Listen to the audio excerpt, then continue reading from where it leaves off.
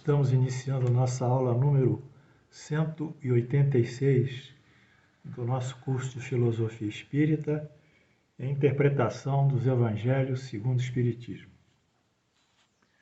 Na aula passada, fechamos um bloco que extensamente estudou a liturgia, como o culto exterior, cerimônias, ritualísticas.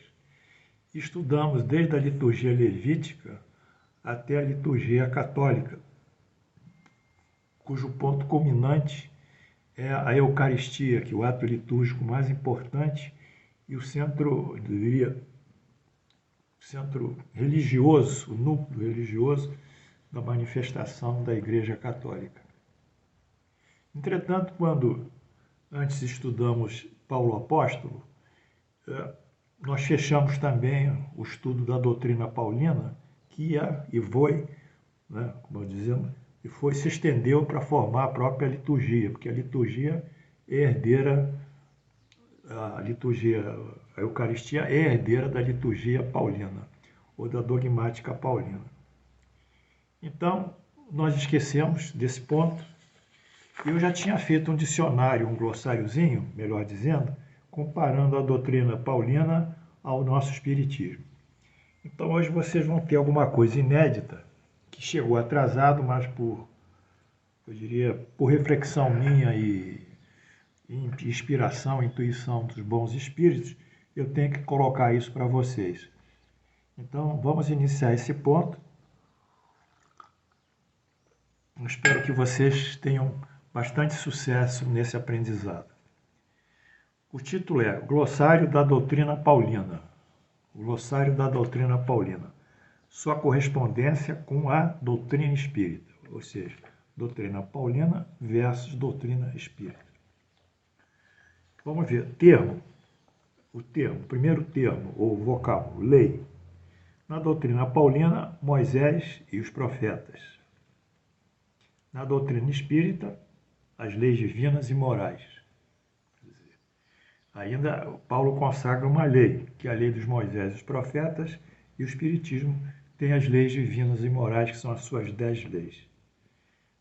Eu não vou ficar repetindo também em todo momento doutrina paulina e doutrina espírita. Quando eu nomearei o primeiro vocábulo, será sempre da doutrina paulina, e o segundo referente à doutrina espírita. Lei da fé.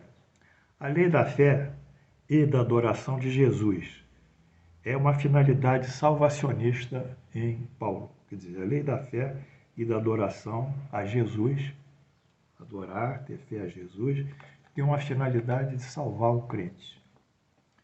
No Espiritismo, nós temos fé raciocinada, que é aquela baseada em fatos. A fé raciocinada se assenta no seguinte axioma: toda causa gera um efeito. Causas inteligentes, efeitos inteligentes. Então, a nossa fé é uma fé causal. É uma inteligência suprema, é uma inteligência que busca a perfeição, que é a inteligência de Deus, e que gera efeitos. Os efeitos para nós e que consubstanciam a existência dessa causa. Em última análise, a existência de Deus é a criação divina, o nosso universo, a vida, os mundos, o cosmos, enfim, as plantas, os animais, tudo que existe e se manifesta é efeito da criação divina e, portanto, é assim que nós assentamos a nossa fé nesse axioma: toda causa gera um efeito, causas inteligentes, efeitos inteligentes. Hereditariedade da fé, quer dizer, a concepção de fé ser hereditária. E na doutrina paulina, a fé é hereditária. Ela vem pela gênese abraâmica. À medida que Abraão cumpriu seu papel com Deus, os filhos dele herdaram essa profissão de fé de Abraão. Ela é hereditária. Na nossa concepção espírita, a fé também não é hereditária, ela é inata, ela está em nós. Ou seja, quando da criação do espiritismo, Deus inseriu na consciência de cada espírito a existência de Deus. Daí ter surgido o princípio, a primeira lei divina, como a lei da adoração. A fé decorre da adoração. Então, quando nós fomos criados como espíritos, Deus inseriu a concepção de Deus no nosso mente espiritual e todos nós temos uma ideia, mesmo vaga, o mais ateu possível. No fundo, ele tem um sentimento de respeito a algo maior que é Deus. E a primeira lei que foi registrada por Deus para possibilitar as 10 leis de Deus, criação, foi a primeira lei divina, que é a lei que cumpre todos nós adorarmos a Deus. Então, a nossa fé é inata e se movimenta pela adoração a Deus. Isso está em Kardec, no Livro dos Espíritos, pergunta 650, 651 e 652. Agora, a justiça de Deus. Justiça de Deus. A justiça de Deus, na concepção paulina, é uma nova justiça que aparece com Jesus. Jesus confirma a lei e os profetas, tal como encontramos esses profetas e essas leis no Velho Testamento. Mas, porém, em Paulo, há uma nova lei que sobreleva a lei dos profetas e a lei mosaica, anteriormente acreditada por Jesus, quando ele disse em Mateus: não penseis que eu vim modificar a lei e os profetas, eu vim cumpri-los. Então, Jesus acredita essa lei. Mas Paulo sobreleva, cria uma outra lei acima dessa lei, que é a lei dirigida à fé em Jesus, que reverterá no caráter de remissão dos pecados e mais à frente de salvação. Mas Jesus efetivamente não criou essa lei. É uma criação, a nova justiça, a nova aliança, é uma criação paulina. E no Espiritismo, a justiça é consignada nas leis divinas. E dentro das leis divinas é a virtude maior, a lei mais importante, que é a lei da justiça, do amor e da caridade. Registra-se aqui seu efeito dessa lei da justiça maior e caridade, do amor e a caridade, na máxima fundamental, na maior proposta de Jesus: não fazer o próximo aquilo que não queiramos que nos faça. Então, o que acontece? A lei consagra Moisés, consagra os profetas. Mas a grande lei que consagra Moisés e os profetas é a lei do amor ao próximo. Por quê? Porque se nós não fizermos aquilo que não queiramos que nos façam, nós estaremos praticando o tempo todo a benevolência, a indulgência e o perdão. Estaremos caminhando para o sentido da solidariedade. Essa atitude caritativa, eu diria, proativa, concreta, efetiva, é que nos dá um caráter de liberdade, de salvação. Então a salvação não vai ser por um fenômeno da fé, vai ser pelo fenômeno da caridade. Eu queria que você se atentasse para essa diferença que o Espiritismo propõe.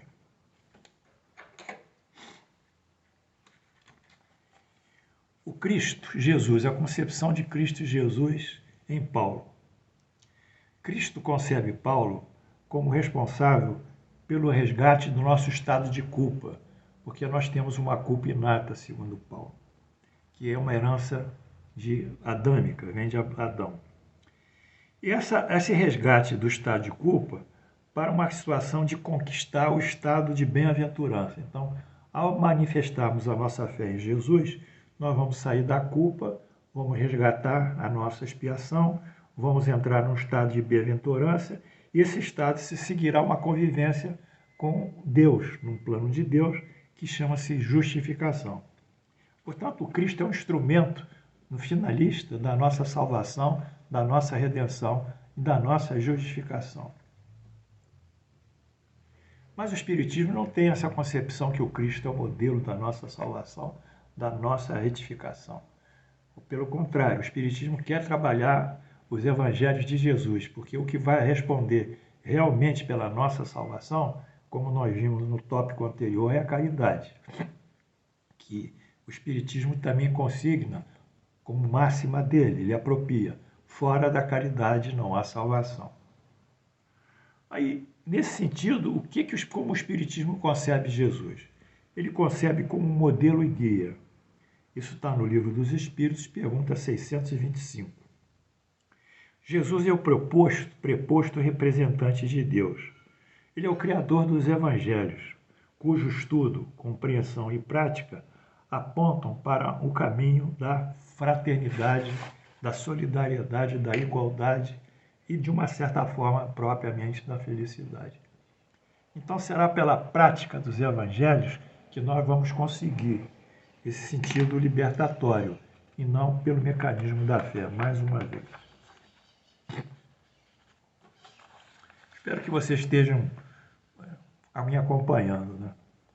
Adoração. Adoração em Paulo. A adoração do Paulo é o mecanismo da fé, que é centralizada em Jesus. Quer dizer, a fé indica que nós devemos adorar Jesus. Porém, adorar Jesus, mediante Paulo, entrou em conflito com os 10 mandamentos mosaicos.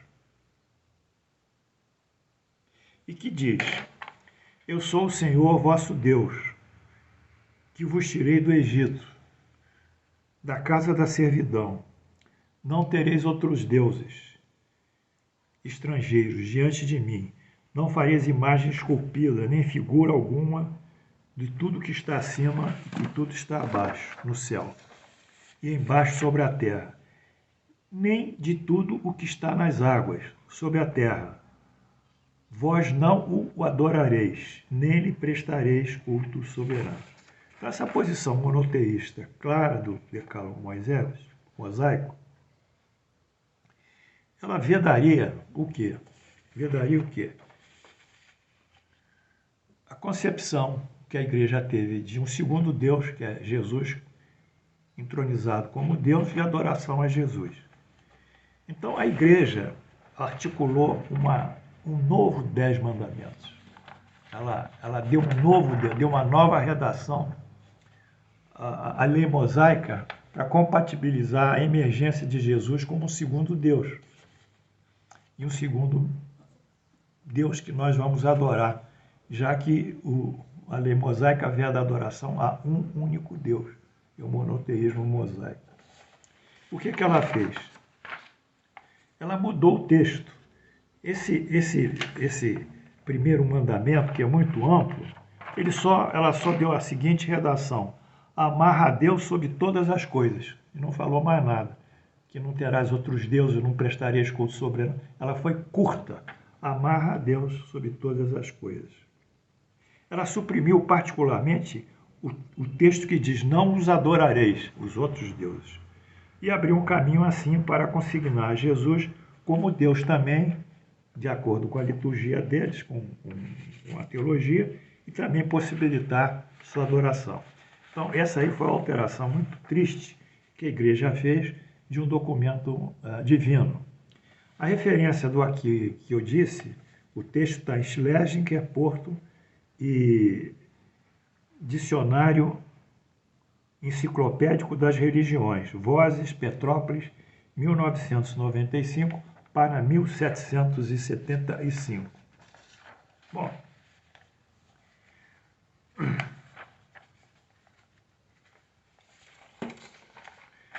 o Espiritismo. De toda forma, o Espiritismo reconhece Jesus como precursor de uma nova era. Isso é verdade.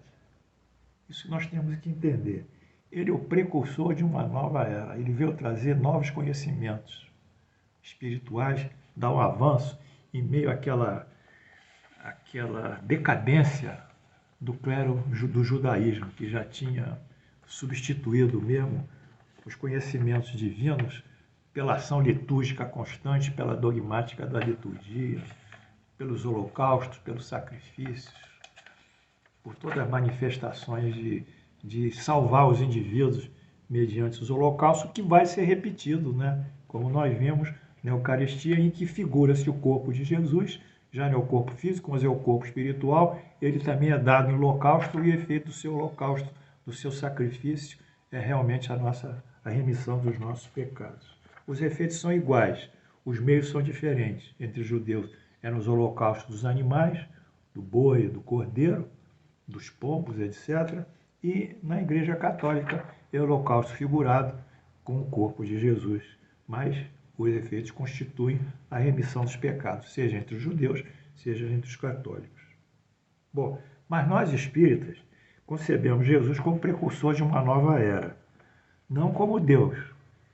Isso para nós não dá.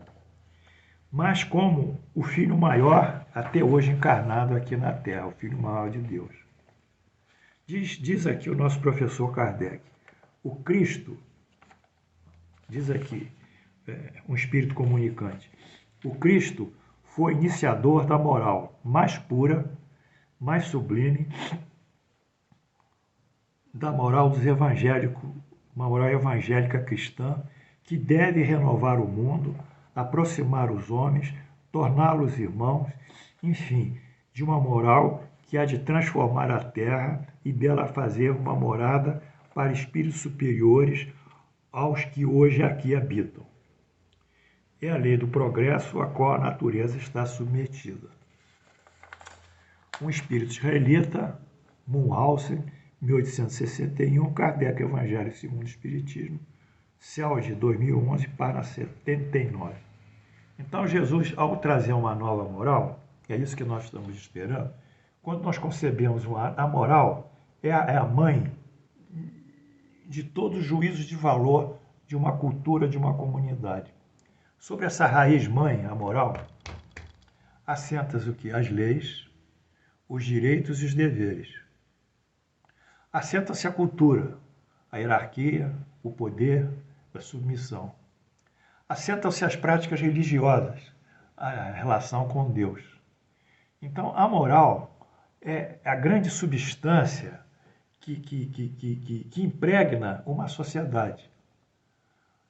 Na medida que a moral, ela respeita, estabelece direitos e deveres, e desses direitos e deveres vão defluir as leis civis, as leis penais, outras leis, de forma ao tecido social se manter em equilíbrio, porque as leis são os pontos, os nós que nós damos nos fios do tecido social, são as leis. Elas inibem o crime, o ilícito, e ao mesmo tempo elas trazem benefícios para aqueles que são socialmente úteis e produtivos. Então, o tecido social está argamassado nas leis. E as leis estão argamassadas na moral, no princípio. A moral da Idade Média era uma e as leis da Idade Média eram outras, brutais. Muitas leis não havia nem julgamento nem direito à defesa. A moral que hoje nós fomos consignando, fomos construindo, ela registra uma série de direitos, até para o indivíduo que se está no estado de culpa frente à sociedade. Então houve muitas mudanças. A moral na época da primeira Revolução Industrial e mesmo da segunda era uma moral eu diria, de escravagista em relação ao trabalho. As crianças de 13, 14 anos trabalhavam 10, 12 horas, 15 horas por dia naquelas indústrias em Liverpool, na Inglaterra. Era um trabalho escravagista. Os homens também não tinham nenhum direito social, não tinham direitos a nada, nem insalubridade, etc, etc. Hoje, a moral evoluindo, hoje nós temos as leis trabalhistas que dão uma defesa ao trabalhador. Então, eu estava falando sobre essa posição de Jesus, que ela vai ter que impregnar homens de bem.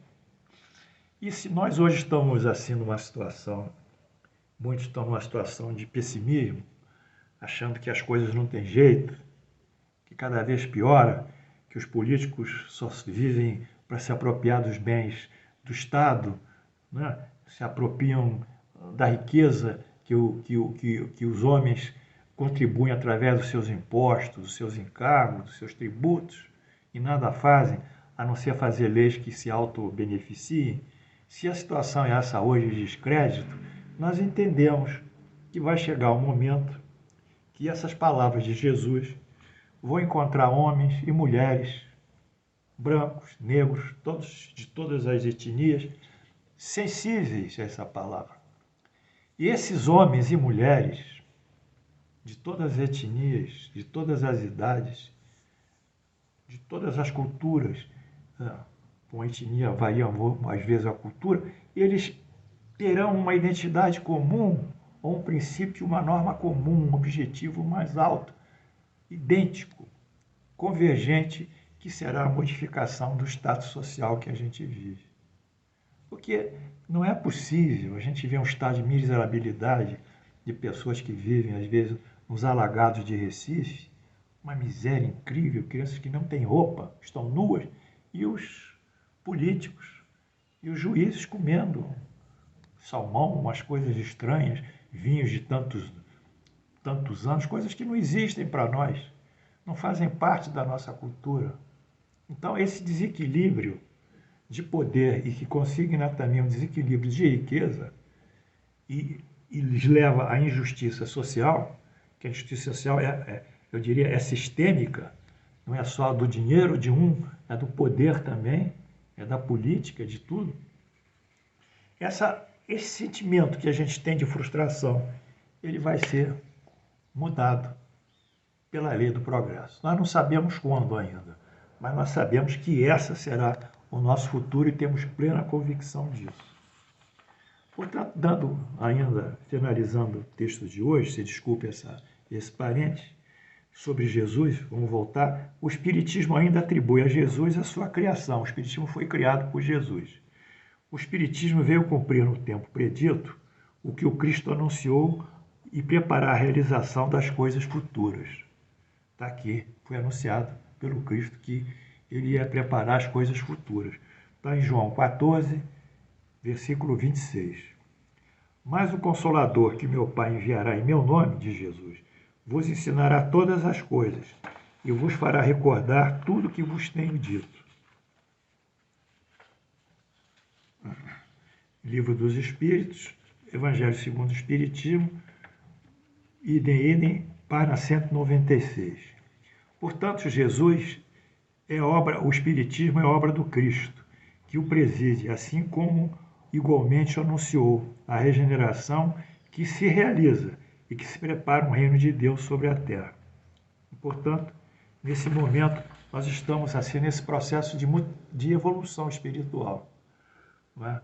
E como eu disse, o Espiritismo ele aceita isso numa gradualização. São séculos ainda, são centenas de anos para modificar esse quadro. Mas não vamos modificar, porque finalmente, aqui eu vou terminar a aula, se nós fizermos uma comparação, no século XIX, 1800, no século XVIII, 1700, a sociedade era uma sociedade totalmente destruída pela burguesia, pela realeza, pela igreja. O camponês, um homem comum, ele não tinha direito a nada.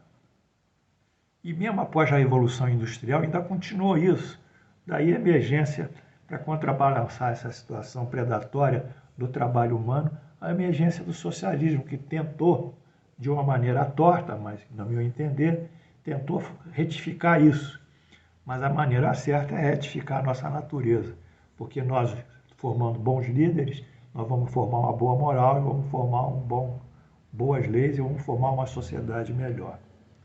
Então, essa é a função que Jesus nos propôs, que é uma função também social, né? Com o seu advento. E o Espiritismo também, através das suas leis divinas, ele se preocupa muito com a parte social, com a parte da relação dos homens entre si, do Estado com os homens, do governo com os homens. É uma coisa muito elevada, que não é assim de bate-boca ou de rede social, mas é uma coisa de alta e profunda reflexão. Na próxima aula, nós continuaremos aqui a comparação entre os verbetes e o vocabulário de Paulo Apóstolo com o vocabulário da doutrina espírita. Espero que vocês tenham assimilado o que eu pude trazer hoje. E muitas flores, né? As flores hoje estão bonitas, né? Muitas flores bonitas, né? A natureza nos chega e nos dá um sentimento de beleza, de harmonia e de criação. e de paz. Que Deus nos abençoe.